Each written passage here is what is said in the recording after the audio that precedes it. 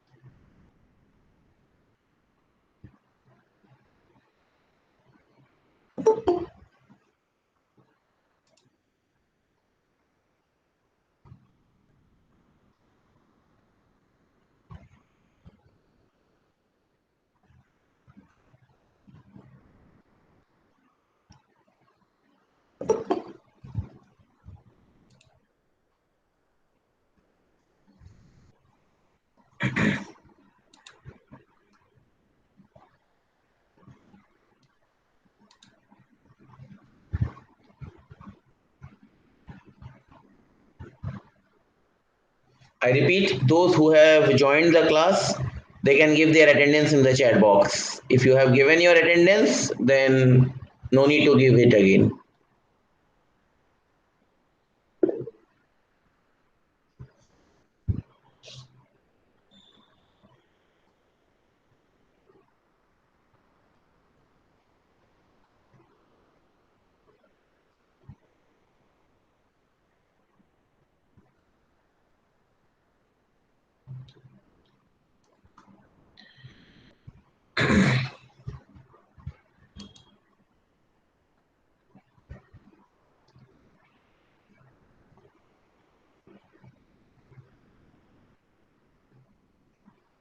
Okay, the time is now 9:24 a.m. I will not wait anymore and I will start the class.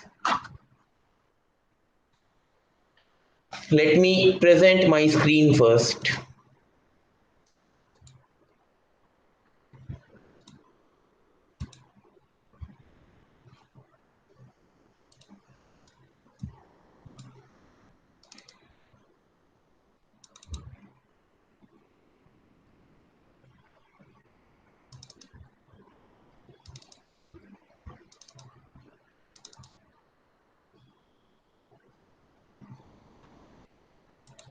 Can anyone respond whether you can see my slides or not? Yes, sir. Okay, fine.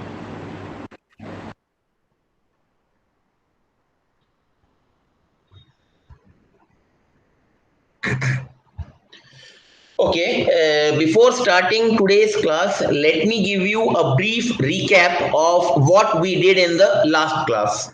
In the last class, we started our discussion with different theories of failure. Why we use this theory of failure, that also we discussed, and then we discussed that there are total 5 different theories of failure. Out of these 5 different theory of failure, only maximum principal stress theory or Rankine theory is applicable for brittle material. That means only Rankine theory will give good results for brittle material. Remaining other theory of failure, they will give good results for ductile material. And in the last class, we also discussed about maximum principal stress theory. We derived one design equation which we need to use if we are designing any component on the basis of maximum normal stress theory. We also seen what is the safety region for a normal stress theory of failure by a graph. Then we discussed about maximum shear stress theory. We derived one design equation for maximum shear stress theory of failure. And lastly, we have seen what is the safety region for this shear stress theory of failure. And in this safety region, we introduced one term called shear diagonal. What is this shear diagonal? This shear diagonal is nothing but a line whose equation is given by sigma 1 by sigma 2 equal to -1. That means this is that particular line at which sigma 1 will be equal to sigma 2 but in negative direction. If sigma 1 is say 40 megapascal, sigma 2 will be minus 40 megapascal. If sigma 1 is 60 megapascal, sigma 2 will be minus 60 megapascal. This was what we discussed in the last class. In today's class, we will be discussing the third and the final theory of failure, that is distortion energy theory of failure. What is this distortion energy theory of failure?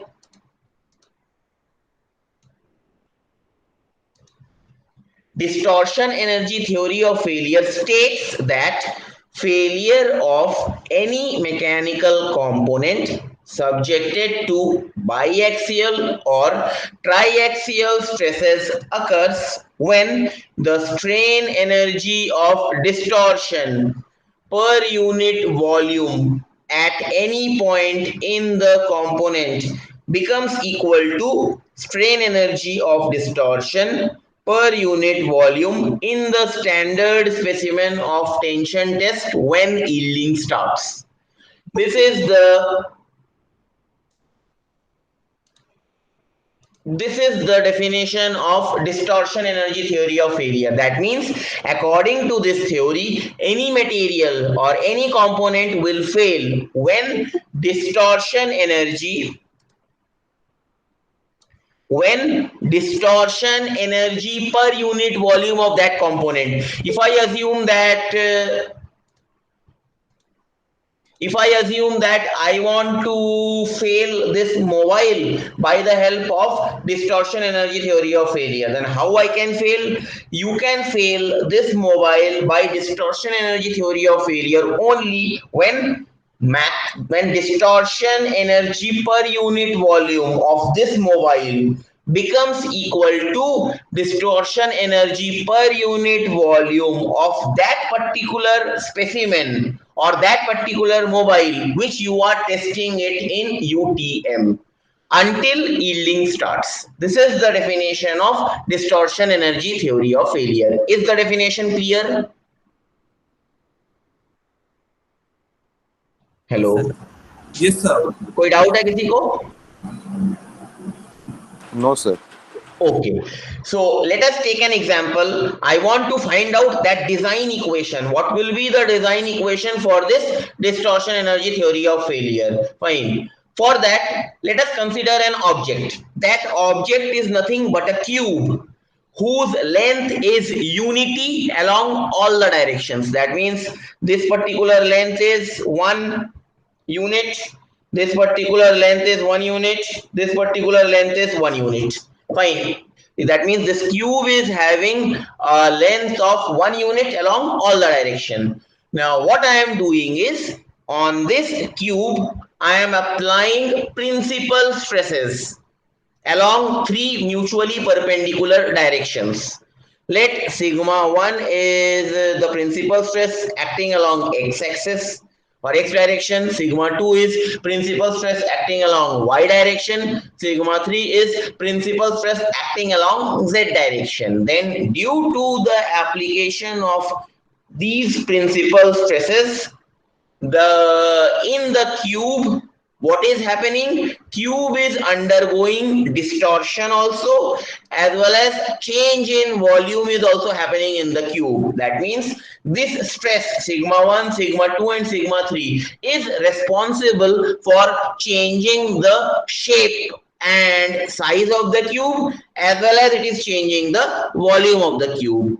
So if it is changing the shape of the cube, that means cube is getting distorted. Distorted.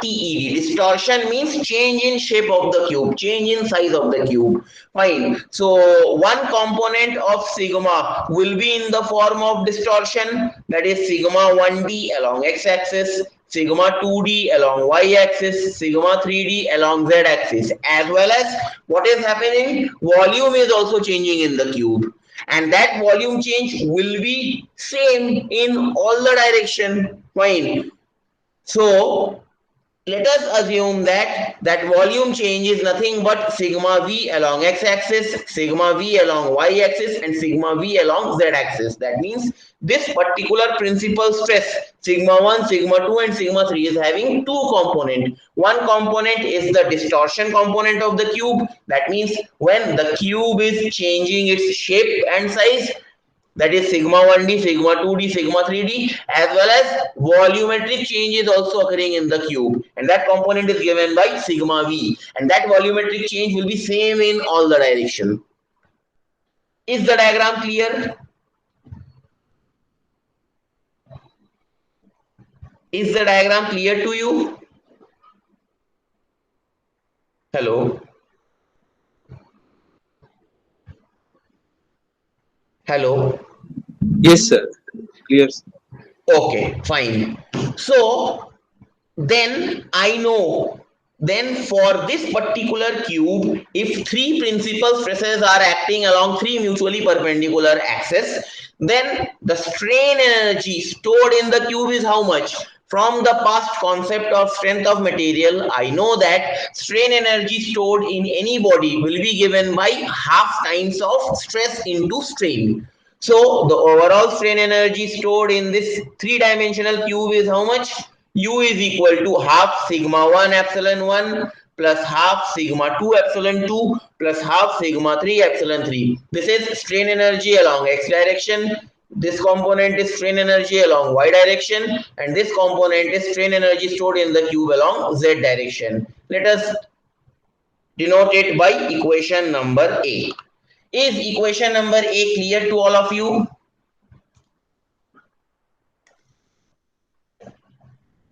Yes, sir. Is ठीक है. clear है सबको? Equation number A, fine. Next. Now from equation number A, you can see epsilon 1, epsilon 2, and epsilon 3. Again, from the concept of strength of material, you can write epsilon 1, epsilon 2, and epsilon 3 in the form epsilon 1 is equal to 1 upon E in bracket sigma 1 minus mu times of sigma 2 plus sigma 3. Epsilon 2 is equal to 1 upon E sigma 2 minus mu times of sigma 3 plus sigma 1. Epsilon 3 is equal to 1 upon E in bracket sigma 3 minus mu times of sigma 1 plus sigma 2 bracket close. Is it clear? Equation number B.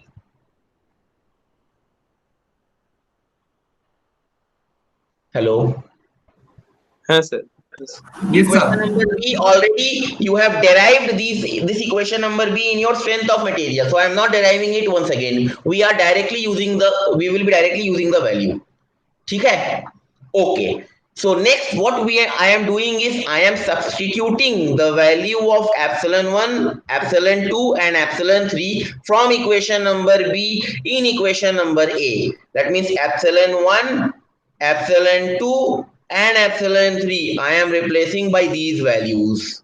If you replace it and if you solve the equation number A, you will get the equation in the form U is equal to 1 upon 2 times of E in bracket sigma 1 square plus sigma 2 square plus sigma 3 square minus 2 into mu times of sigma 1 sigma 2 plus sigma 2 sigma 3 plus sigma 3 sigma 1. Once you substitute the values of epsilon 1, epsilon 2, and epsilon 3 from equation number B in equation number A, and if you solve it, you will get equation number C. Is the step clear?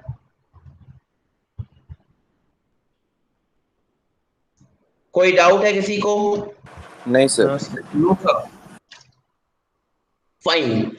Then, since what I know is that in this particular cube, distortion is also happening as well as volumetric change is also happening, then I can say that overall strain energy stored in the cube is nothing but one component will be the distortion component and another component will be the volumetric change component. So I can write total strain energy stored in the cube is equal to strain energy of the cube due to distortion plus strain energy of the cube due to change in the volume, which is equation number D. Is the step clear? Clear है सबको equation number D? Yes, sir. Yes, sir. Fine. Next, what I am doing is that since I know that sigma 1 is nothing but it is having one component of sigma 1d, another component of sigma v along x direction. Similarly, if I take sigma 3, this sigma 3 is having one component of distortion along z axis sigma 3d, another component of distortion along z axis sigma v. So I can write sigma 1 is equal to sigma 1d plus sigma v. Sigma 2 is equal to sigma 2d plus sigma v. Sigma 3 is equal to sigma 3d plus sigma v. Equation number E. Is the step clear? Equation number E. Yes, sir. Yes, sir. Okay, fine.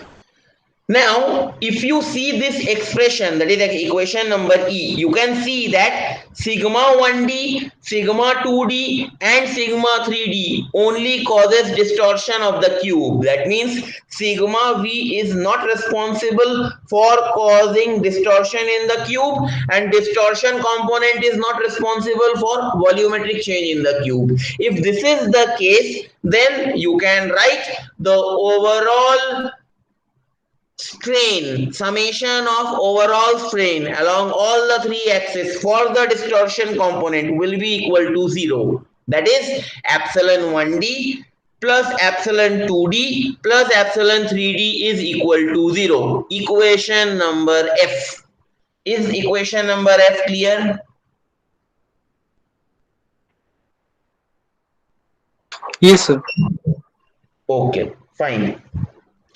Now, similarly, this expression here I have, if you see equation number B, I am writing epsilon 1 equal to 1 upon E sigma 1 minus mu times of sigma 2 plus sigma 3. If you see equation number F, epsilon is in terms of distortion, epsilon 1d, epsilon 2d and epsilon 3d. So I can write epsilon 1d, I can write this epsilon 1 in terms of distortion. I can write epsilon 2 in terms of distortion. I can write epsilon 3 in terms of distortion. How I can write? In place, that is epsilon 1 will be how much? 1 upon E in bracket sigma 1d minus mu times of sigma 2d plus sigma 3d, distortion component. Likewise, I can write epsilon 2 1 upon E is equal to in bracket sigma 2d minus mu times of sigma 3d plus sigma 1d and epsilon 3d is equal to 1 upon E in bracket sigma 3d minus mu times of sigma 1d plus sigma 2d. Only I am replacing in equation number B everything with distortion component. That will be your equation number G. Is the step clear? Yes, sir. Okay. Yes, sir. Next, what I am doing is I am substituting the values of epsilon 1d, epsilon 2d and epsilon 3d from equation number G in equation number F. This epsilon 1d, epsilon 2d and epsilon 3d, these values I am putting it in equation number F. Once you put it in equation number F and if you solve it, you will get the expression 1 minus 2 mu times of in bracket sigma 1d plus sigma 2d plus sigma 3d is equal to 0. I am not doing the calculation, it is simply addition and subtraction part that you can do. I am writing the final expression, that is 1 minus 2 mu times of sigma 1d plus sigma 2d plus sigma 3d is equal to 0. Is this step clear? Yes, yes.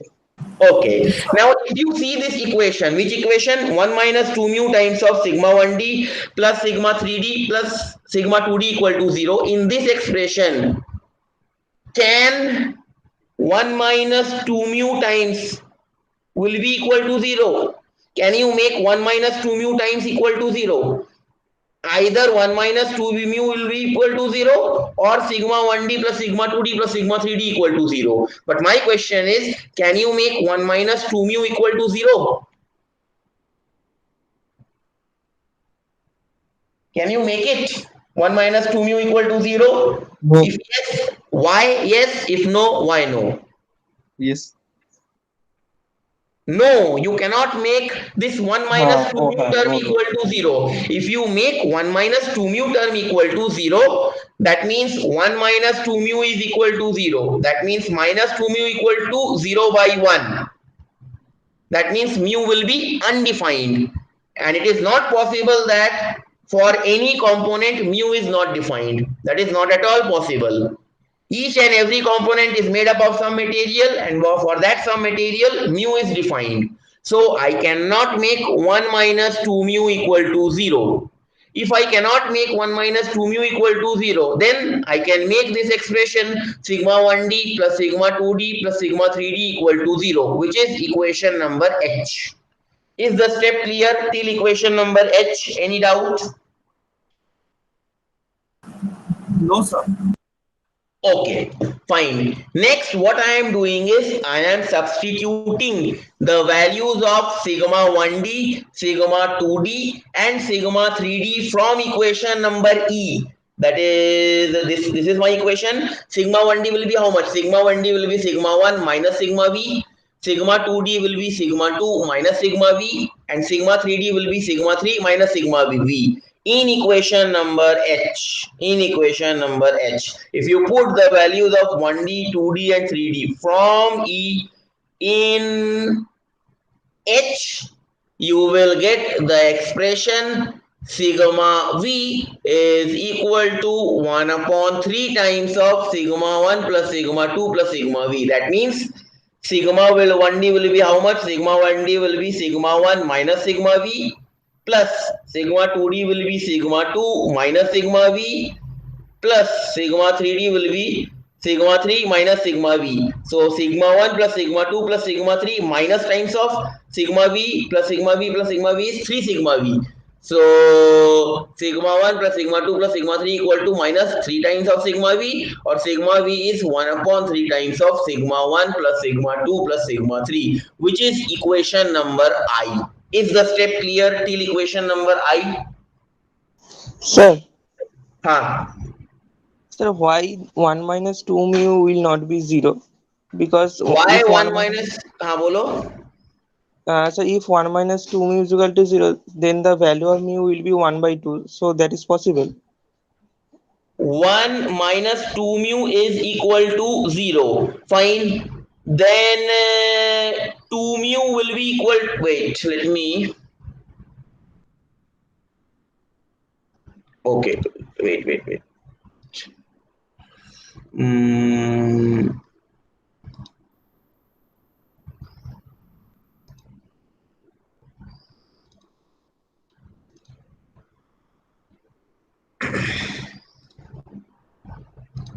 Can you see my this white screen?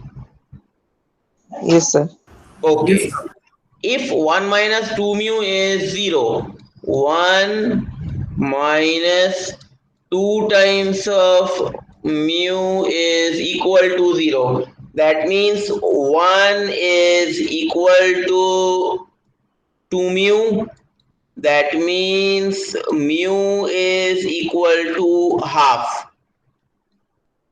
Fine. Mu is equal to half. And I know by the concept of Poisson's ratio that mu can vary from 0 to maximum 0.5. From 0 to maximum 0.5. And 0.5 is the value of Poisson's ratio for rubber. 0.5 is the Poisson's ratio for rubber. If you make this cube of rubber, can this be possible? Can you distort that cube? Can you make, or can you make the volumetric change in the cube if the cube is made up of rubber? क्या उसका आप shape size change कर सकते हो cube का? अगर cube आपका rubber का, क्योंकि अगर म्यू हाफ है, म्यू हाफ मतलब 0.5 और म्यू 0.5 होता है रबर का, दैट मींस ये जो क्यूब है, फिर ये क्यूब रबर का बना हुआ है। अगर ये क्यूब रबर का बना हुआ है तो इसको आप कंप्रेस कर सकते हो, एक्सपैंड कर सकते हो, वापस ये अपने ओरिजिनल पोजीशन पे आ जाएगा। तो क्या यहाँ पे आ रहा है वापस अपने ओरिजिनल पोजीशन पे cube? Hello, Yes, sir. sigma 1 is equal to sigma 1d plus sigma v, but whether sigma 1d plus sigma v is equal to sigma 1, क्या पहुंच पा रहा है अपने ओरिजिनल पोजीशन? क्योंकि इसमें क्या हो रहा है, इसमें आपका शेप भी चेंज हो रहा है एज वेल एज वॉल्यूम भी चेंज हो रहा है। रबड़ को आप कितना भी एक्सटेंड करो, कितना भी कंप्रेस करो, वापस तो अपने सेम साइज में आ जाता है। लेकिन क्या क्या यहाँ पे वो सेम साइज में आ रहा है आपका क्यूब? सेम साइज में नहीं आ रहा है, आपका क्यूब में डिस्टॉर्शन हो रहा है, शेप चेंज हो रहा है, साइज चेंज हो रहा है, वॉल्यूम भी चेंज हो रहा है। अगर ऐसा हो रहा है तब आपका जो क्यूब है वो रबड़ का नहीं बना हुआ हो सकता है। अगर रबड़ का बना हुआ नहीं हो सकता है, then this 1 minus 2 mu cannot be equal to 0. अब क्लियर है why 1 minus 2 mu is not equal to 0? Clear है? Yes, yes, sir. Yes, sir. Okay. So from equation number I got sigma v is equal to 1 by 3 times of sigma 1 plus sigma 2 plus sigma 3. Is the step clear? Equation number I यहाँ तक clear है सबको? Yes, sir. Okay, fine. So now I know that strain energy corresponding to change in volume of the cube, that means UV. If this is a cube and if I want to find out what is the strain energy of this cube due to change in volume, that is given by the expression UV is equal to 3 by 2 times of sigma V into epsilon V by 2. Sigma V, that is sigma V, UV is equal to 3 by 2 times of sigma V into epsilon V. Equation number J. Now epsilon V is how much? We know that epsilon 1 is 1 upon E, sigma 1 minus mu times of sigma 2 plus sigma 3. So if I want to write epsilon V in that manner, how I will write? 1 upon E, and you see change in volume is same in all the direction. That means sigma 1 is equal to sigma V, sigma 2 is equal to sigma V, sigma 3 is equal to sigma V. If that is the case, then I can write epsilon V is equal to 1 upon E in bracket. Sigma 1 will become sigma V minus mu times of sigma 2 will become sigma V plus sigma 3 will become sigma V. That is, yes, epsilon V is equal to 1 upon E sigma V minus mu times of sigma V plus sigma V. That means epsilon V is equal to 1 upon E in bracket sigma V minus 2 mu sigma V. Sigma V you can take common, it will become epsilon V is equal to 1 minus 2 mu times of sigma V by E, which is equation number K. Is the step clear till equation number K?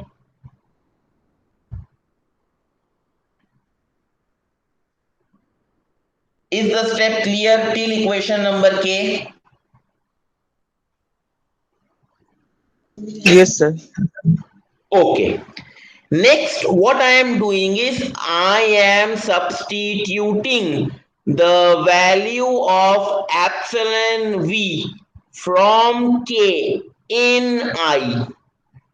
From K in I. That means,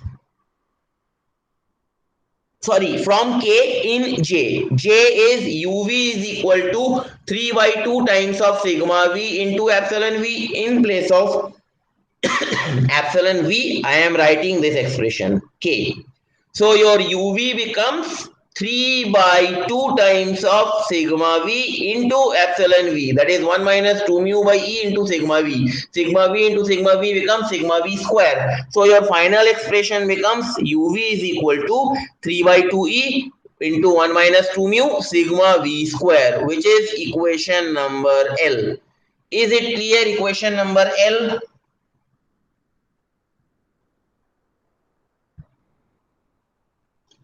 Is equation number L clear to you?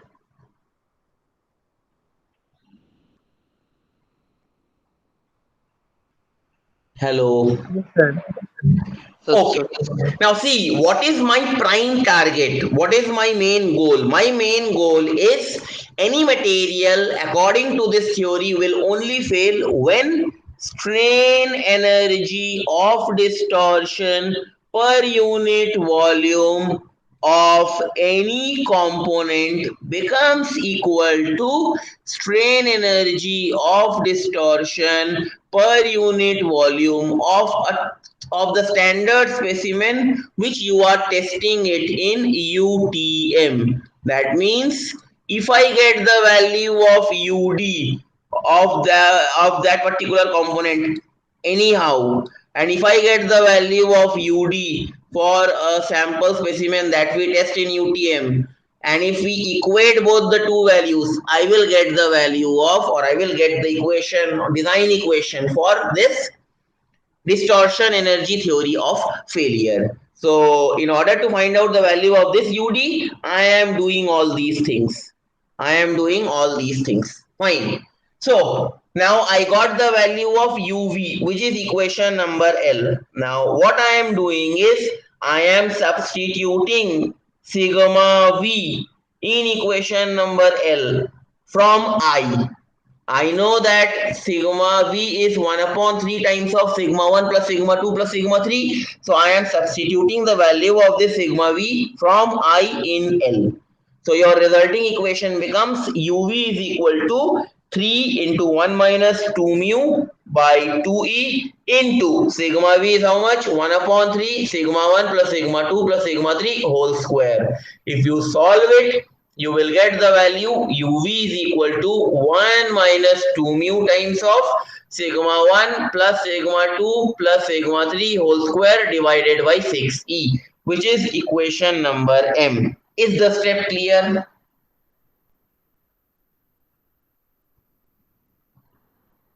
Equation number M. Is the step clear?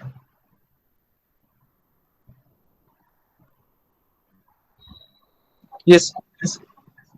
Okay.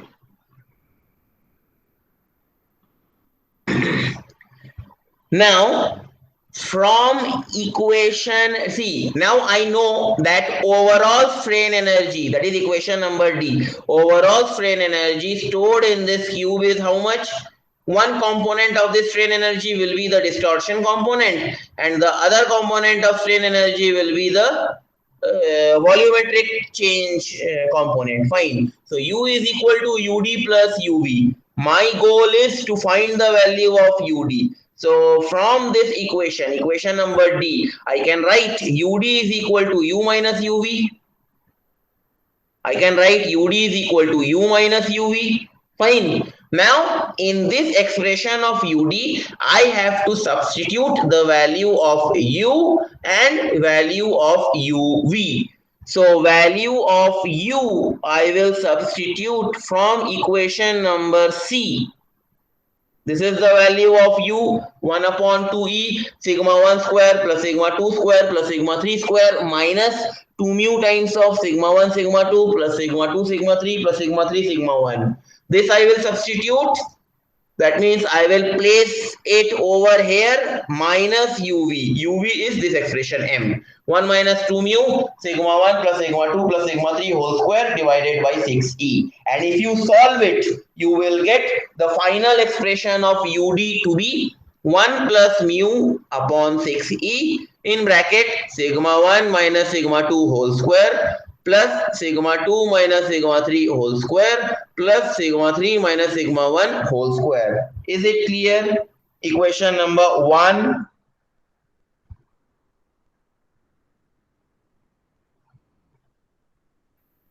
Is it clear? Equation number 1.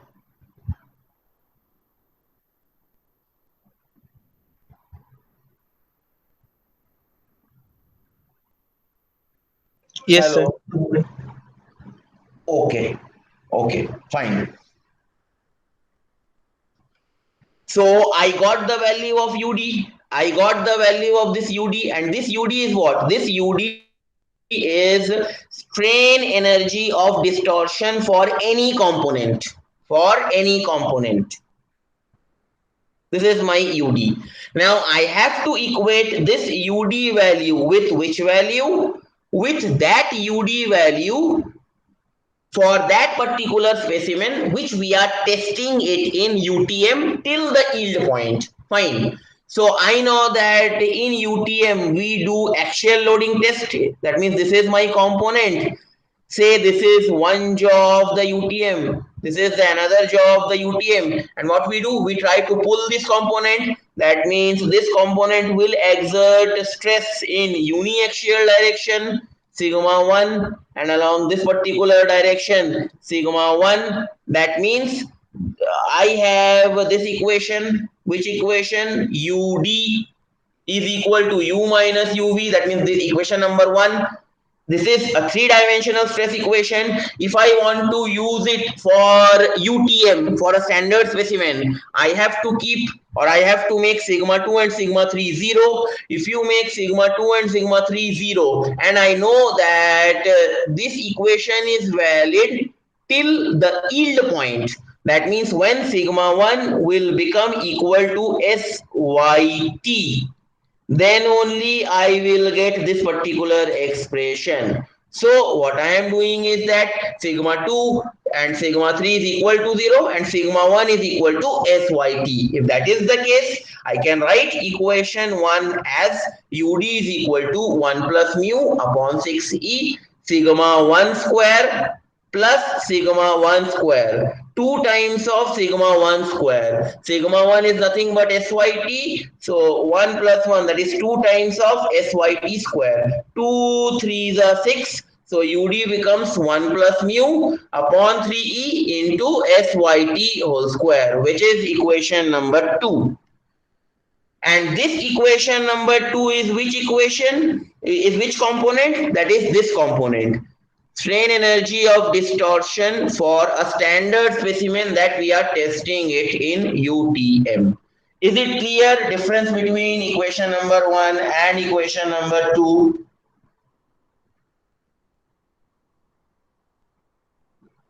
Hello.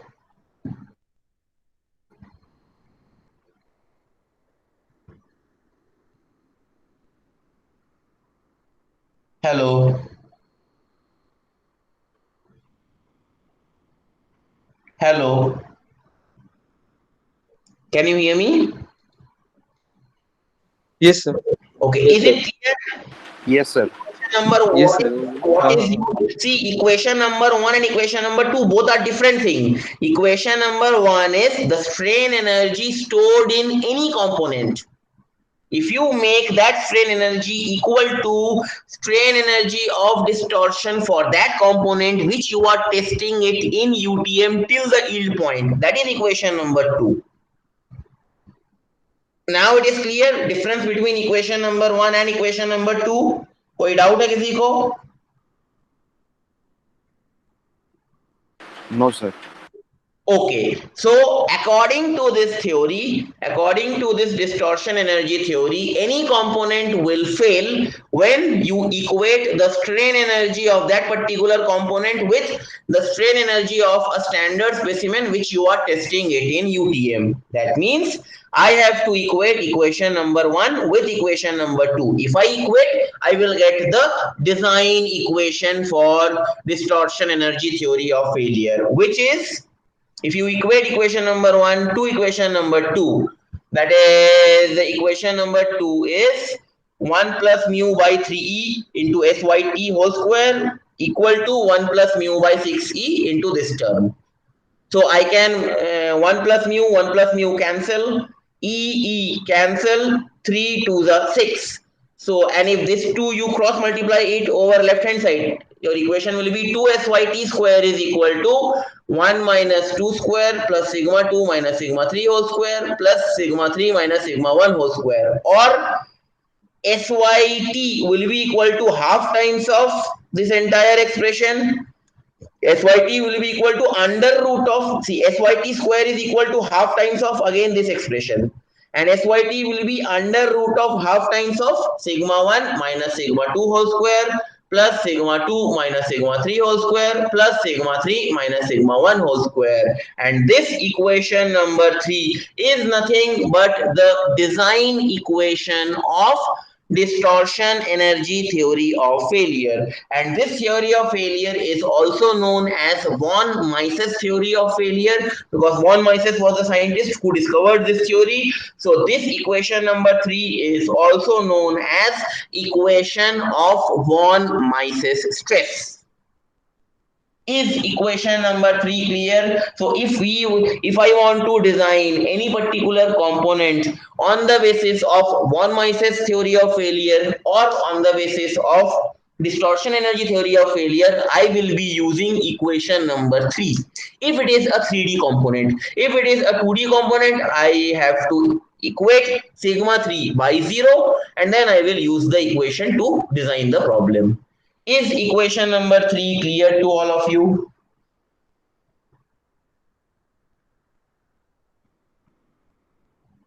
Is equation number 3 clear to all of you? Yes, sir. Okay.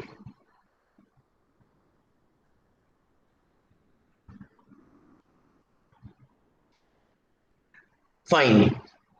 Next. Now, if I consider factor of safety into account in equation number 3, how my equation number 3 will change? I know that factor of safety is nothing but it is the ratio of failure stress divided by allowable stress. So from equation number 3, can you tell me which one is your failure stress and which one is your allowable stress? By looking at equation number 3, can you tell me which one is your failure stress and which one is your allowable stress?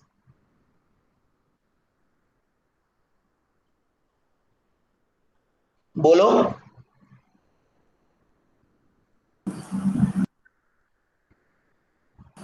Sir, SYT will be failure stress. Yes, since we are talking about ductile material, so SYT, I know that yield strength is the failure strength for ductile material, and this right hand side under root whatever everything is there, that is my allowable stress.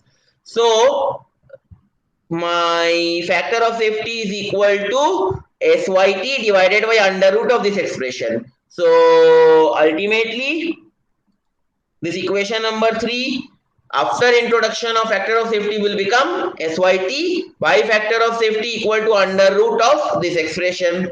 Now if I talk about a two-dimensional component, sigma 3 will be 0, then put sigma 3 equal to 0 in equation number 3. Your resulting expression becomes SYT by factor of safety equal to under root half times of sigma 1 minus sigma 2 whole square plus sigma 2 whole square plus sigma 1 whole square. This sigma 1 minus sigma 2 whole square is nothing but a minus b whole square.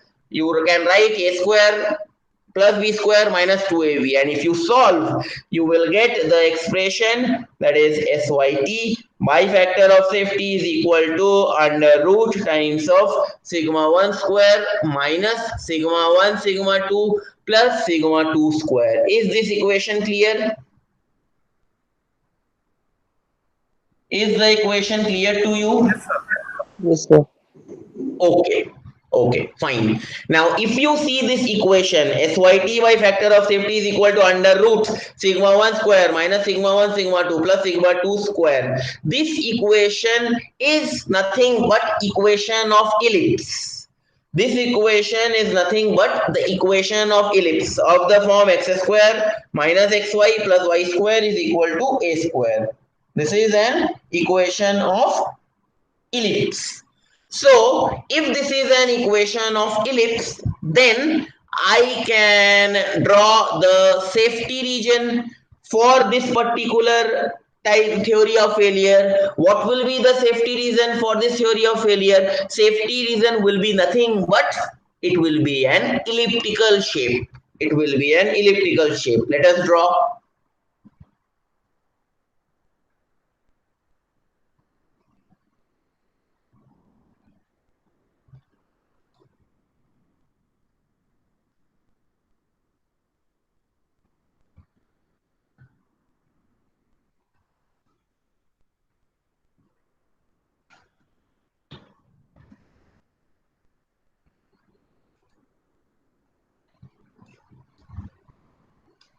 Okay, let us draw.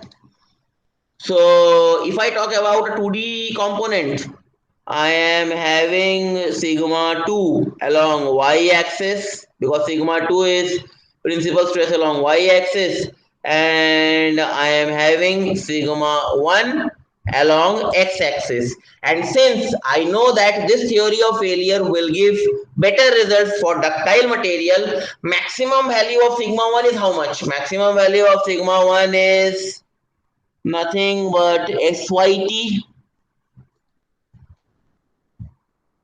that is SYT. Similarly, maximum value of sigma 2 along positive direction will be SYT plus SYT. Similarly, maximum value of sigma 1 along negative x direction will be minus SYT. Minus SYT and plus SYT both are same, only the magnitude is opposite, that is minus SYT is in compression. Similarly, maximum value of sigma 2 along negative direction of y axis is minus SYT. Again minus SYT, this magnitude is exactly equal to this magnitude. Since the curve is elliptical in nature, so it will be somewhat like this.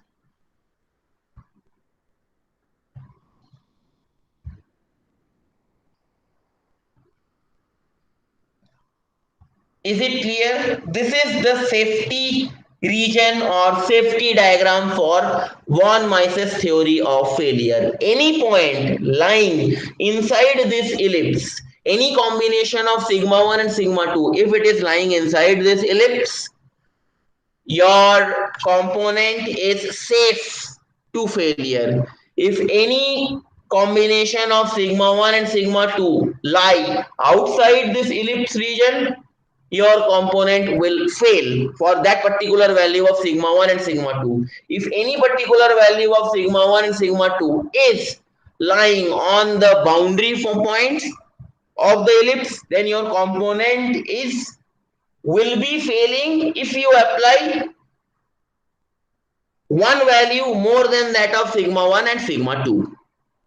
Is it clear? This is the safety region or safety diagram for von Mises theory of failure. कोई doubt है किसी को? And the equation of this elliptical curve is nothing but this equation. SYT is equal to, if you neglect factor of safety, SYT is equal to under root times of sigma 1 square minus sigma 1 sigma 2 plus sigma 2 square. Is it clear? Yes, sir. Okay.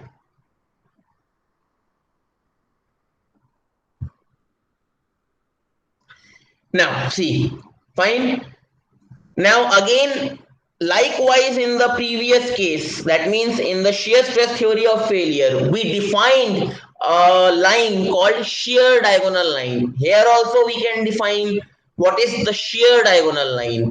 If I want to define a shear diagonal line, I know that when a body is subjected to only shear stress, then only that shear diagonal line will come. That means there is no principal stress. If that is the case, say this is my component or this is my body. In this body, you can see only shear stresses acting. There is no principal stress acting. Fine. So if I want to get the value of maximum shear stress for this component, how I can get? I can get it from the Mohr circle, and I know in Mohr circle along x-axis normal stress is there, along y-axis tau, that is shear stress is there. So if I want to draw the Mohr circle for this particular component, so I know that in Mohr circle, each and every peripheral point of the circle represent a plane of particular component. So if I assume that this point is A, this point is B, that means this is my AB plane, and if this point is B, this point is C, this is my BC plane. In AB plane, what is my coordinate point? Coordinate point will be sigma comma tau. Since there is no sigma, the sigma is 0 and tau is my tau xy. If I assume anti-clockwise moment positive, I have to assume clockwise moment negative. So coordinate point for this plane is 0 comma tau xy. This is 0 comma tau xy. This is that particular point. This particular point is nothing but this plane AB. Now, if I want to represent plane BC, I know x-axis is sigma and y-axis is tau. In x-axis, there is no sigma present, so sigma is 0, comma tau. Tau will be here minus tau xy. Why? Because this tau is clockwise in nature. And I have assumed clockwise as negative and anti-clockwise as positive. So it will be minus tau xy, and this minus tau xy will exactly be equal to this tau xy or tau ix. So from 0, this is the negative direction. This point will be 0 comma minus tau ix, which is nothing but the plane B2C. So I have got this point, I have got this point. If I take the half, this half will be what? Radius of any circle. Then you take your compass, place your compass at this point O and draw the full circle. This particular circle is nothing but Mohr circle for this particular case. Now you know that along x-axis normal stress line. So from origin point O towards right hand side till this point, this will be how much? This will be sigma 1 maximum principal stress, and from origin point O towards left hand side, if you go till this point will be how much? Sigma 2. Sigma 1 is equal to sigma 2 but in opposite direction. So sigma 1, which is equal to minus times of sigma 2, and which is nothing but equal to tau xy, because O, this length, this length, this length and this length all are equal.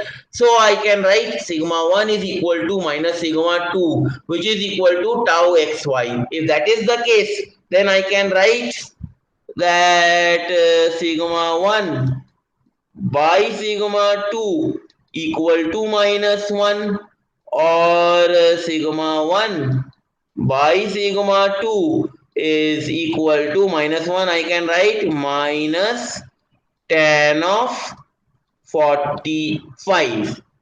So now this sigma 1 minus sigma 2 equal to minus 1. What will be the equation of this line? Equation of this line will be nothing but from the y-axis or from the x-axis. Either you draw from the second quadrant or you draw from the fourth quadrant. This is that line. And this angle is 45 degree. This line is called shear diagonal line. Why I haven't drawn this shear diagonal line in first and third quadrant? Because in first and third quadrant, both sigma 1 and sigma 2 is positive. If both sigma 1 and sigma 2 is positive, it is violating this equation. So shear diagonal line will never pass through first and third quadrant, but it will pass through second and fourth quadrant. Now you can check. How you can check? Say your sigma 1 is say 4 megapascal. This particular value is 4 megapascal, minus 4 megapascal. Then sigma 2 will be That means this particular value will be 4 megapascal. That is satisfying this equation. So this particular line is your shear diagonal line. Is it clear? कोई doubt है shear diagonal line में कि मैंने उसको third quadrant और first quadrant में क्यों नहीं बनाया, क्यों मैंने second quadrant and fourth quadrant में बनाया और क्यों 45 डिग्री एंगल ही लिया? क्लियर है? Yes, sir. Okay, fine. So this is my shear diagonal line which is at an angle of 45 degree, and equation of this line is sigma 1 by sigma 2 equal to -1. Then I am having this expression. Which expression? This expression. SYT is equal to equation number 3, half under root 1 minus 2 whole square plus 2 minus 3 whole square plus 3 minus 1 whole square. Since I am talking about only 2D stress, sigma 3 is 0. And since I am talking about pure shear stress, and in pure shear stress, I know sigma 1 is equal to minus times of sigma 2. So in place, in equation number 3, keeping sigma 3 equal to 0, and in place of sigma 2, if you substitute minus times of sigma 1, you will get this expression. That is SYT is equal to under root half of sigma 1. Now sigma 1 minus sigma 2. Sigma 2 is minus sigma 1 minus plus. Sigma 1 plus sigma 1 whole square plus sigma 2 will be minus sigma 1 whole square, which is nothing but sigma minus sigma 1 whole square, then plus sigma 3 is 0 minus of bracket sigma 1 whole square, that is sigma 1 whole square. If you solve this expression, you will get SYT is equal to under root 1 plus 1 is 2 sigma 1 square, 2 2s are 4, 4 sigma 1 square plus 1, 5 sigma 1 square plus 1, 6 sigma 1 square. Now 2 3s are 6. So SYT is equal to under root of 3 times of, and I know that sigma 1 is nothing but equal to minus sigma 2, which is nothing but equal to tau xy. So in place of sigma 1, I can replace tau xy. So SYT is equal to under root 3 times of tau xy square. I can make tau xy out of the root.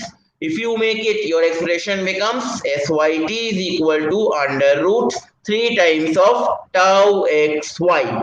Now, what is this tau xy? If you remember, in the last class, I told you that tau xy is denoted by a term called SSY.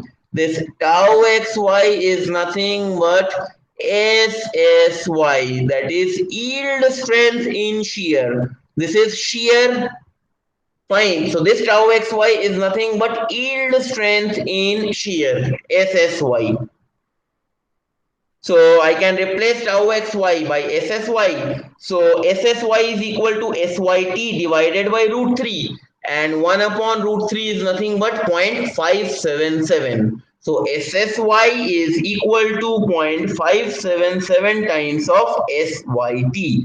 That means this distortion energy theory of failure tells you that yield strength in shear is equal to 0.577 times of SYT, whereas maximum shear stress theory of failure tells you that yield strength in shear is equal to 0.5 times of SYT. These two equations are very useful equations while solving the problem. And again, this theory of failure is suitable for predicting the failure of ductile material. Is it clear? So this is the total concept of distortion energy theory of failure. I know that this proof part is little bit big, so you have to practice it 2 to 3 times. If you practice it, then it will be clear to you. Is the overall concept of distortion energy theory of failure clear to you? Yes. Okay. So I don't think I am having enough time left. It is 10:20 a.m. So I will stop my discussion over here. After this, in the next class, that when we will meet on Monday, what we will do, we will compare all the three theory of failure in a single sigma 1 versus sigma 2 plot, and after that we will solve some problems related to these theory of failure. With this we will complete the module number 2. So any doubt if you are having in today's class, you may ask. I am here for 2 more minutes, or else if you are not having any doubt, if you have given your attendance, you can leave the meeting. Thank you. Thank you, sir. Yes, I will share I will not share the PPT right now. I will share the PPT once the entire module will be complete. What I will do is that by today night end, I will share the recorded lecture in the Google Classroom. Fine? Okay, sir. Okay, fine. Thank you.